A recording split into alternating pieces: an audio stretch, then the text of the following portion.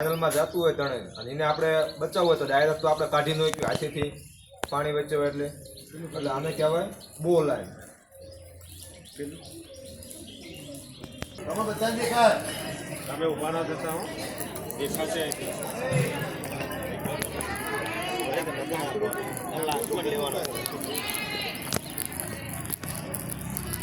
જો આ રીતની આગ લાગી ગઈ અને આપણી પાસે બોટલ છે તો એનો ઉપયોગ કઈ રીતના કરવો? દરેક સેફ્ટી પિન આવે પછી આ હેન્ડલ આવે પછી બોટલ એને કરે અને એકદમ પડી રહ્યો એટલે ખાલી એટલે પેલું અંદર પ્રવાહી થઈ જાય, બે મિક્સ થઈ જાય બોટલ. પાવડર પછી એને આપણે આમ આ બાજુ પકડવાનું અને જવાનું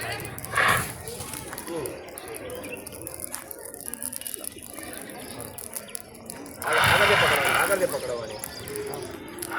નોઝલ આગળથી પકડો સાહેબ.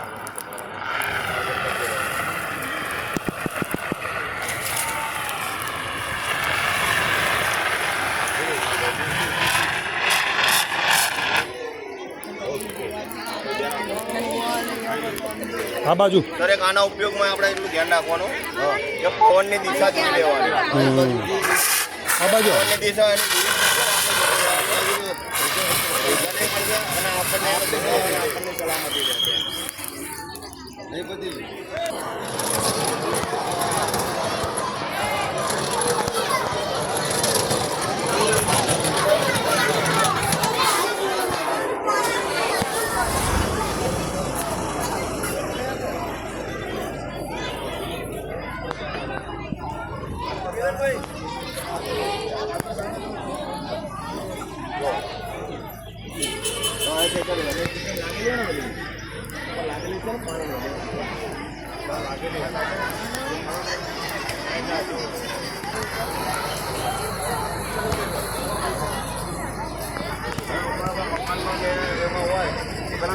હોય એટલે ધુમાડાને આપણે બેસાડવો પડે પછી ફાયર ફાઇટિંગ કરે. ધુમાડા બેસાડવા માટે શું કરવાનું?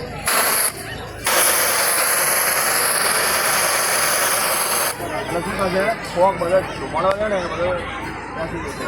પછી એનો ઉપયોગ શું કરશું આપણે? ફાયર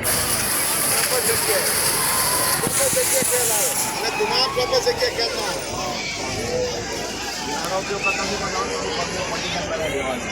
પ્રેશર હશે આ તો 0 પ્રેશર હોય પછી તમે ઉપયોગ કરો તમે કરશો ને પાછા પડી જશે. થોડું પ્રેશર હોય પાછા ના પડી જતા. પાછા નહીં પડવાનું.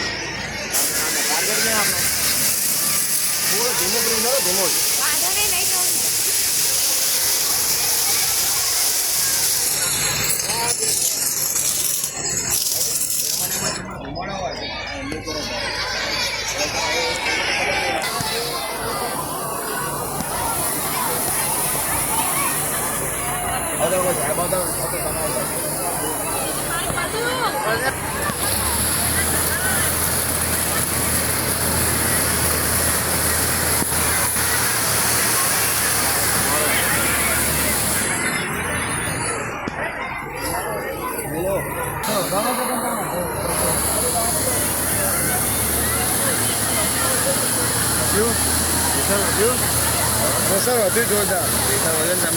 ધક્કો મારે પગની પોઝિશન બનાવેલી છે તો તમે પાછા નહીં પડો.